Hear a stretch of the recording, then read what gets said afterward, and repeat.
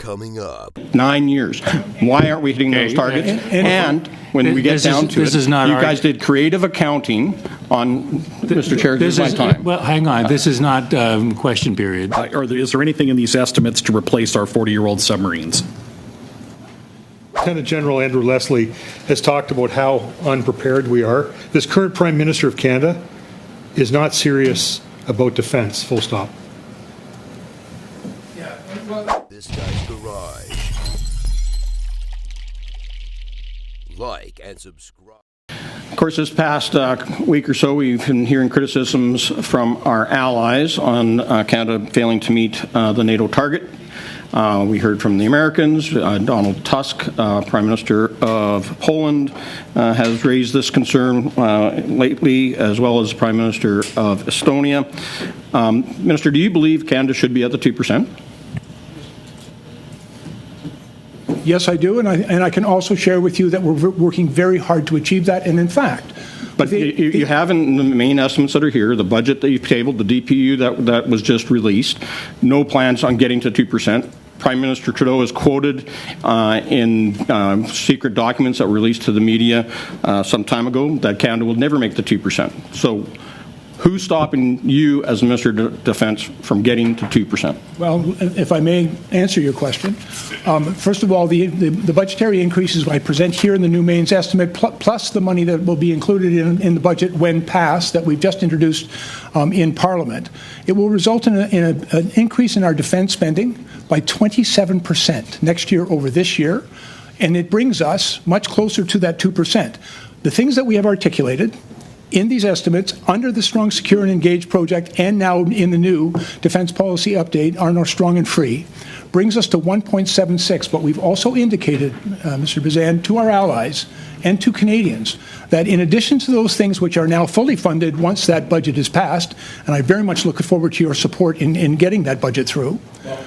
Minister, you know that there's a lot in that budget that we disagree with, that we aren't going to be funding. And we know that most of the funding that you had in your DPU is backloaded for the future government. It's not going to be for this first government. You said yourself the Canadian Armed Forces are in a death spiral. You say that we need 6,700 military housing units. And yet in this budget, in these estimates, and in the next year's budget that was in the DPU, there's zero funding for new military housing.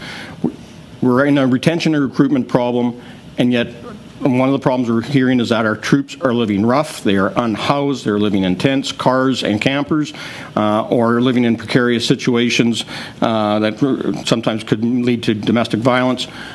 Where are the new houses, and why are you backloading the DPU onto the future government rather than dealing with it yourself right now? Yeah, I've two things in response to that. First of all, you recall, of course, in 2014 when we actually committed to 2% in Wales, the next thing a Conservative government did was actually reduce defence spending below 1%. And since that time... I'll correct you on that, sir. I'll correct you on that. We made the commitment in 2014, and it was a 10-year commitment. Guess what? That 10-year commitment ends now. You've been government 9 years.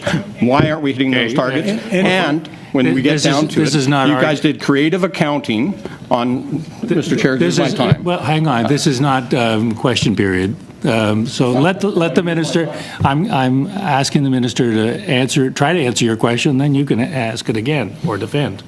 I was only creative with the fact that when you committed to 2%, the very next thing a Conservative government did was reduce defence spending to its lowest amount in any Canadian history, less than 1%.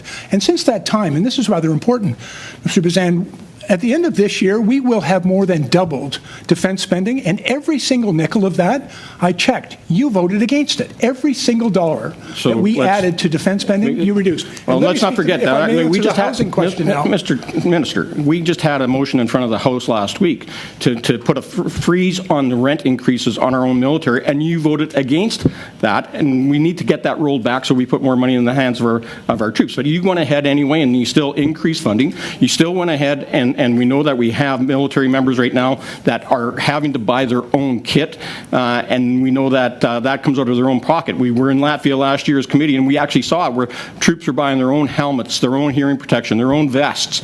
You know, that is despicable that they had to actually do that themselves. So I want to move on to talk about, but like we can play this game. Does the member not want to hear an answer to the housing question? Yeah, so let's get to it instead of the rhetoric. Go ahead, Minister. Just to be clear, we're working very hard in bases right across the country with mayors and with the private sector. The Canadian Armed Forces has a great deal of property which is serviced and available for the building of military housing. We are working with the private sector and with other orders of government to utilize the value of that land to build housing for Canadian Armed Forces members. There are some extraordinary opportunities right across this country. We said right in our policy document that we are prioritizing Halifax, Toronto, and Vancouver, but I can tell you I have proposals. So I got a minute left, Minister. From Trenton, so let me just from say, Petawawa, from Borden, and from Esquimalt. There are many opportunities for us with all to due respond respect, very in these quickly estimates, to there's the still housing $0, challenges even if you're that looking they at working face. with municipalities. Even if you're looking at working with the private sector, there's $0 from the government going into military housing, and bases need to be renovated. We know that in the last 2 years, only 38 homes were built for the Canadian Armed Forces. In my last minute here, I just wanted to ask a question, you Minister. guys built when you were here. You were just in March up in Edmonton, and you were asked a question about the CRV-7 rockets that Ukraine asked for back in November. We, as a party and Pierre Poilievre, asked the government to send them in February. And you in March said we're doing the work right now to make sure these munitions can be safely transported, and it'll only be a matter of days and move quickly. Ukraine took that to say that they expected announcements shortly. Why haven't the CRV-7 rockets been sent to Ukraine? They need them now. And where is the NASAM that you promised, or it was promised by Minister Anand 18 months ago?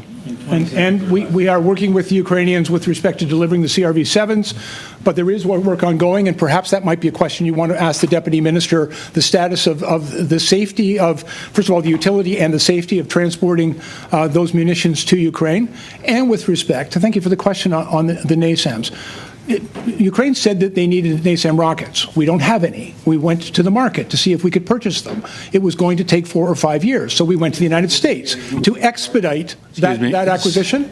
As I've already reported to this committee many times, this is getting way beyond 20 seconds. $400 million in order to expedite that. They have placed the order. They've promised us as soon as it comes off the production line, it will be delivered. But I'll also share with you, we heard very clearly the need for as important as this sharing might be, Mr. Bazan has finished his questions. $76 million just 2 weeks ago in order to... Minister? On December 7th, you told this committee that Canada had quadrupled its artillery shell order and that those shells would be delivered the following year, 2024. On April 15th, I asked you when this commitment to quadruple the ammunition order would be fulfilled. You didn't answer the question, so I'll ask again, on what date will Canada take delivery of the additional production of 155 millimeter shells, particularly the M795 variant? Yeah, I recently went to the factory to talk to them about the delivery of existing orders, but we also talked, I think, very importantly, those factories in Canada, and I've met with them all now, and one of the things they told us is that they needed to increase their production lines. They needed to secure... Chance to answer this question in April and you didn't. Can you answer it now today? On what date? If you don't know, just say you don't know and we'll move on. With great respect, and it doesn't matter how simply you ask the question, it doesn't make it a simple question. But you gave me a simple answer. You said it was going to be this year, so we're already in May. Well, but again, the delivery of munitions from those factories is limited by their production capabilities. We have come through in the DPU and in this budget, which I'm hoping you'll get an opportunity to vote for. Okay, so I'll take that. I take that you don't have a date. You don't have a date, so we'll move on. And we now have money in the budget. Okay, thank you, Minister. To offer them on what date will Canada to acquire those munitions? On what date will Canada acquire ground-based air defenses to defend critical infrastructure, including our own troops in Latvia? And first of all, a contract was signed for the troops in Latvia for ground-based air defense systems. That contract was signed about 5 months ago, and they will be delivered when we ramp up to brigade. I'm told the delivery schedule, and perhaps it's a question that our officials might be able to answer and give you a more precise date, but I'm assured that that capability will be delivered when we go to brigade strength in 2026. Okay, so your predecessor misled Canadians and said 14 months ago that an air defense system was en route to Ukraine, and now you've, earlier in your testimony today, admitted that it is a part of a back order of a production order. I missed your question. I thought you were talking the air defense systems, that the ground-to-air air defense systems for yes. Latvia, and then you brought up the because NASAM Minister, issue. you have a credibility problem. Your government has a credibility problem when you announce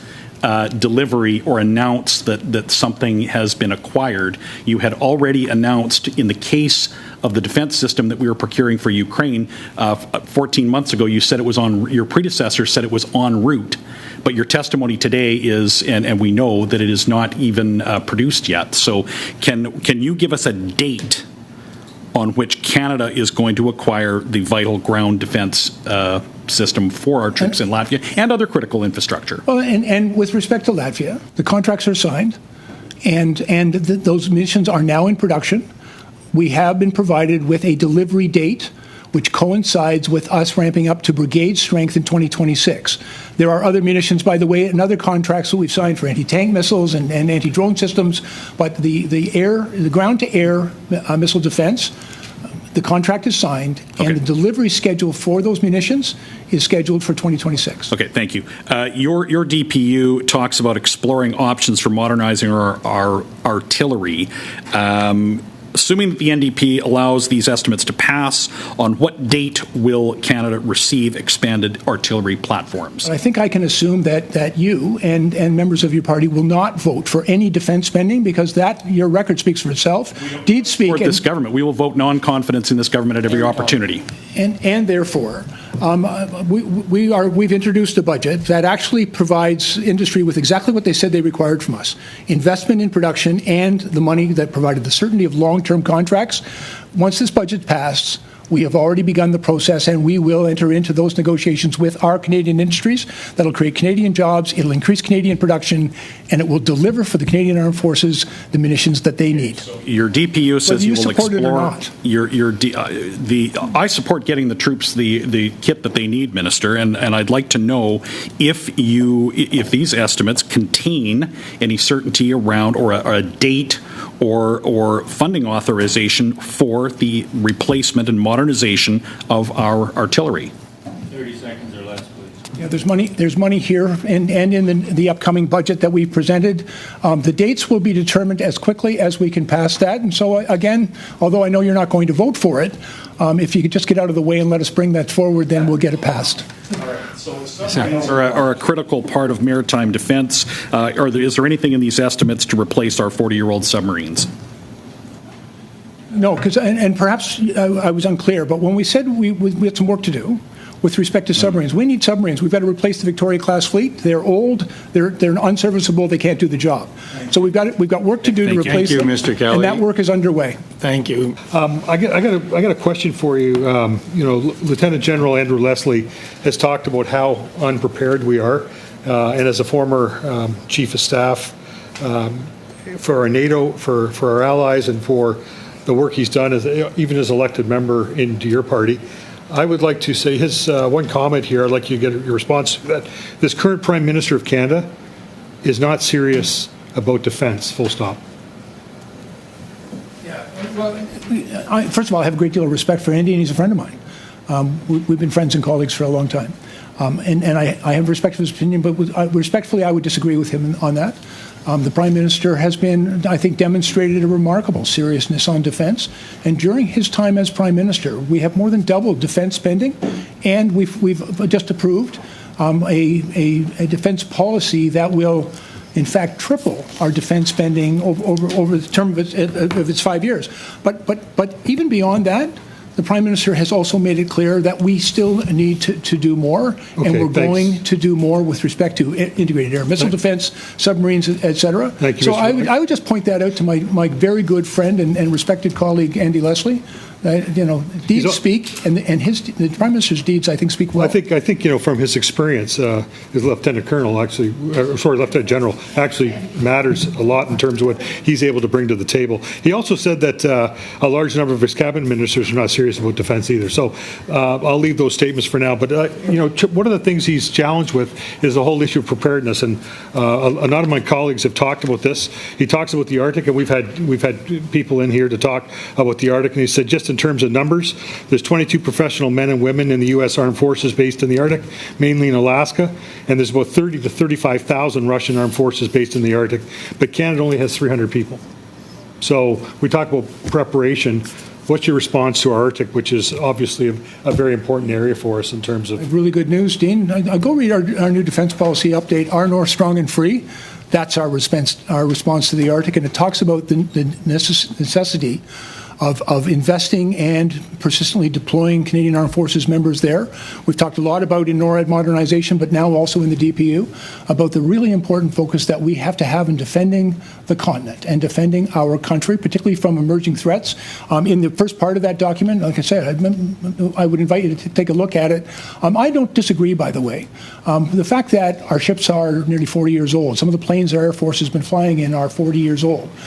Those things really, I think, demonstrate generations of ill preparedness. But our response to that is we're investing in new fighter planes. We're investing in new supply ships. We're investing in new combat support ships. So we're going to be investing in new submarines, and we're putting new capabilities in the north. Thank you. I just got a couple minutes left here. So talking about preparation for operational readiness, we've seen CBC actually reported that there's been changes to the training force by budget cuts that could leave the military less ready for a fight. And all this while a mere 61% of the force are ready for operations. So I guess my question is, with budget cuts, looking at operational readiness, how do we explain, we're sending people for training over in Lafayette, a number of places where we don't have enough trainers to train people to fly here in Canada. I would love to talk about the operational preparedness that we have of troops on the ground, plus also what we're dealing with here back home in our own fighters. Good news there, Dean, because in Latvia we're working in a coalition environment. There's 10 different countries that are working with Canada. Canada's leading in Latvia.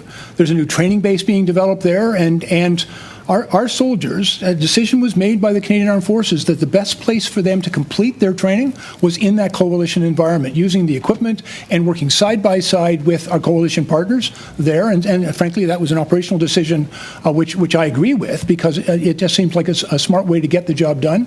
The challenge that we are facing is not that we don't have great trainers or even great training capability in this country. It's our staffing problem, and that, I think, is job one. And if you're suggesting that we need to do a much better job of onboarding people into the Canadian Armed Forces, last year 70,000 people applied to join the Canadian Armed Forces, and just a little over 4,000 of them actually got in. That's not good enough. We have to do better, and we're going to do better. And finally, how much? 20 seconds? I guess finally, in terms of the Arctic, when do you see us having more troops ready to be there? Well, the work has already begun. We're in the north already, and I've also met with the Ranger program with almost 2,600 people right across the north. Now, they're not military, but they're really important eyes and ears, and they perform a really important function in the military, and we're going to continue to support them as well.